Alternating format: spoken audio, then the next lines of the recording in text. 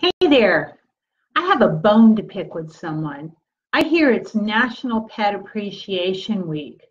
Shouldn't it actually be pet appreciation every day, 365 days a year? There are so many reasons to appreciate our pets. They're our best friends, our confidants, our exercise buddies, our keepers of secrets, our therapists, our cuddle bunnies, our teachers in so many ways, our givers of unconditional love. But today, what I want to chat with you about is another reason to appreciate our pets, and that is they really enhance our health. And anybody that has spent their life around animals knows this without a doubt. But only in recent years have we actually had the scientific proof to back it up. So for all the things our pets do for us, I think it's just so important. We do take a time out this week, but really I'm going to say take time out every single day and really, really appreciate the heck out of them. Now, the word we're using for this enhanced health in humans that's brought about by mostly dogs and cats in our lives is the research, but I'm sure other pets contribute to it as well, is Zooeyia, Zooeyia. Any of you that have taken a pet first aid class from me, or if you just go back to your days of biology, I'm sure you've all heard of zoonotic diseases, diseases that transfer between species. You're not going to get parvo or distemper from your dog. Your dog's not going to get feline I can't believe I can't say that now. I say it all the time. Feline rhinotracheitis, calicivirus. Those are cat-specific diseases. Panleukopenia, for instance. You're not going to get that yourself. But there are diseases that pass between species. Rabies is the one we most all know about that any mammal can get. We can actually get giardia from our dogs or cats if they drink bad water from a lake or a stream, if they eat the feces of another animal, and they end up with this massive quantity of vomiting and diarrhea, which is known as giardia. We can get it too if we share a little kiss and get their saliva, or if when we're cleaning it up, we actually have a little paper cut or something on our hands and didn't slip on our gloves. Ringworm is another zoonotic disease, something we can get from another species.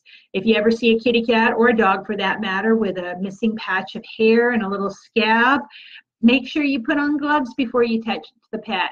If you hold them against your clothes, take off those clothes after and wash them, or you too will get ringworm. Ringworm is not a worm. It gets its name from that unique ring that it leaves on our skin or on the pet's fur. It's actually a fungus. We can get zoonotic diseases from parasites, from ticks, and our pets can get them from ticks as well. So they're zoonotic on many levels. We can get Lyme disease, Rocky Mountain spotted fever. Cats can get cytozoonosis from the Lone Star tick and the American dog tick. And cytozoonosis is generally more for cats in rural areas. It's also called bobcat fever, but it's one of these things that it breaks down the body's ability to supply blood to the tissues and the various organs, and a cat can suffer multiple organ failure in just a matter of hours or days. So there are a lot of really serious diseases that can pass between species. But what we're talking about today as we appreciate our pets is the wonderful inverse of that. Not zoonotic diseases, but Zooeyia, the positive health benefits that science now can back up that our animals provide us. Hey, Michelle, nice to see you. Glad you joined in today. What we've all known, that those of us that have been around animals, and Michelle, like me, I think pretty much has been raised by Great Danes along with other animals, is that by having animals in our lives, they just do so much to enhance not only our well-being and our spirit and our mood enhancers, but they actually benefit health. People that have a dog are more likely to be moving simply because the dog requires that exercise too. So it makes us get our butts up off the couch and do those daily walks, throw the ball or the frisbee or whatever it happens to be. Pets and people that don't move show obesity and diabetes in epidemic rates, actually. So, it's really important that we move our pets, and our pets make us move and not be couch potatoes. I just wanted to look, I had a figure here. Studies show that humans who had walked over 72 blocks per week had a greater volume of gray matter 9 years later. So what it's also telling us is that by doing this exercise, by having a dog in our life and getting out there and exercise, it's actually long-term enhancing our brain as well as the rest of our body. So, having a dog is a purely positive health benefit. Rebecca, so nice to see you. I can't believe it's been over a year since I'm now on the other coast. Good to see you there. Pets also lower the impact of chronic disease. Studies have shown that cats do decrease the risk of cardiovascular disease in humans, and dogs just provide a lot of support and comfort to cancer patients. Dogs in particular have really been providing comfort and support to those humans, whether it's because of a military issue or an other reason that they've suffered PTSD, post-traumatic stress syndrome. But also on the reverse, it's providing the dogs that have gone through an event like that comfort as well by being in a relationship, so to speak, with a human. So, it's really a give and a take, but it's just so great that the things we've always known as animal lovers are really being proved by science. With kids, kids that grow up around animals actually develop stronger immune systems. They probably aren't so allergic, but very often the adults that are allergic to cats or, to dogs or anything are the ones that didn't grow up with them. Had they been introduced to those animals early on, they probably would have developed a stronger immune system. There's always exceptions to the rule, but I'm saying, generally. Also, we're finding that when children bond with an animal early on, it actually allows them to grow into be a more empathetic human being. They've created this relationship with another species and really learned to care for it.